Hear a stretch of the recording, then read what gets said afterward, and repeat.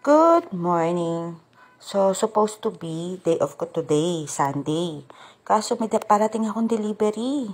So, ito, nagkukumahog akong pumasok kahit alanganin na. Actually, hindi ko nga alam na naka-open yung camera ng cellphone ko habang naglalakad kasi ang plano ko lang, kunan yung paa ko habang naglalakad. Pero hindi ko pala siya napatay. Kaya yan, o diba, ni-ultimo yung mga linya ng kuryente at ulap na kuwanan kahit hindi ko sinasadya. Dito ako usually sumasakay sa may simbahan Sunday naman, for sure wala namang traffic enforcer dyan dahil Sunday.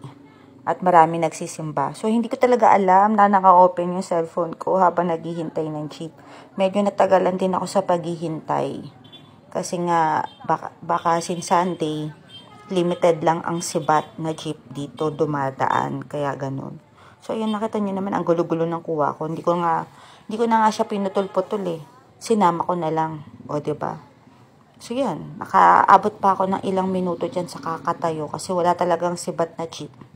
Pero okay lang. Hindi naman ako nagmamadali kasi anong oras na rin to? Anong oras na rin ako umalis sa bahay kasi?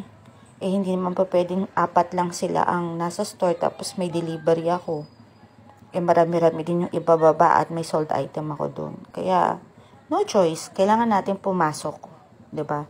And, imumove ko na lang yung day off ko ng Monday. Ganun na lang talaga ang gagawin ko kasi kailangan ko talaga magpahinga. Kailangan natin ipahinga ang ating katawang lupa. Huwag puro trabaho. Ang trabaho na andyan lang yan, pero ang katawang lupa natin napapagod din. Kaya yun. So, ayan. Wala pa rin dumadaang jeep. Nawiwili ako manood yan ng mga dumadaan-daan kasi nga maraming nagtitinda. Yung mga kakanin, tapos yung sa tapat niyan, lugawan.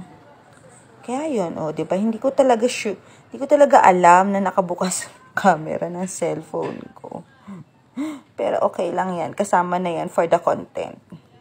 So, yun. Tapos na yung misa, wala pa rin dumadaan na jeep o may gulay.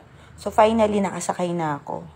And as usual, tayo na naman ang arkilado, na arkila na naman natin ng jeep. O, diba, ako lang talaga ang pasahero. Okay lang yon. Ganyan talaga. So, yan. Pakit-cute muna tayo. Parang, ang sarap pala pumasok ng gantong oras, no? Yung hindi ka nagmamadali pumasok. Yung hindi ka naghahabol ng oras. Pero wala So, ako lang talaga mag-isa dyan. Pero yun, ako lang talaga. Wala nang ibang sumakay.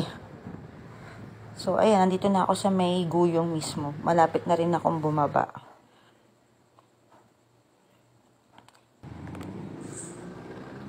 So, ayan, finally, andito na ako sa store. So, ayan na yung truck. Nagsisimula na sila magbaba. So, yun lang guys. Bye and good day. God bless us all.